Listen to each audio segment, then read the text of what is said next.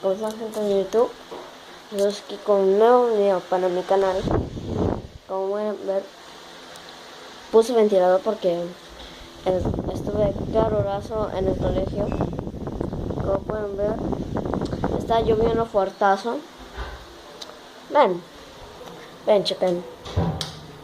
Está lloviendo más de lo fuertazo. Mira, se notan las gotas. No sé si lo pueden ver, pero se notan las gotas.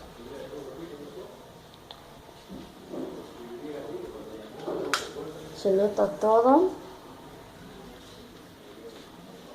¿Y? No mucho. ¿Sigue lloviendo?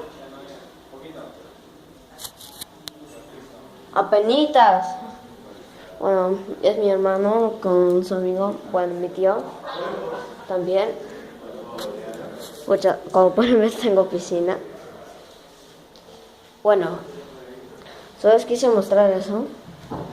No sé si va a llover. Bueno, ha llovido 2 días seguidos. Bueno, en las 12 de la tarde, ¿cómo les puedo decir? Había nube negra, ¿no? Se acercaba, estaba en Trujillo, se acercaba, pero no mucho para mí. Bueno, la nube negra me preguntaba si venía hasta mi casa, ¿no? Entonces, ¿solucionó? No. Realmente me estoy calmando, como lo pueden ver. Así, si aquí dejamos el vídeo. Bueno, les quise mostrar la lluvia, como estaba lloviendo fuertoso, pero no me dio tiempo. Si se preguntan por qué no he grabado en las 2 de la tarde para mostrar la nube negra, no me dio tiempo porque mi celular estaba cargando, como pueden ver. Ya, bueno, les dejo el video para que lo vean. Bueno, es de noche, como pueden ver. Bueno, yo voy a esperar a mis padres para que vean la lluvia que han dado.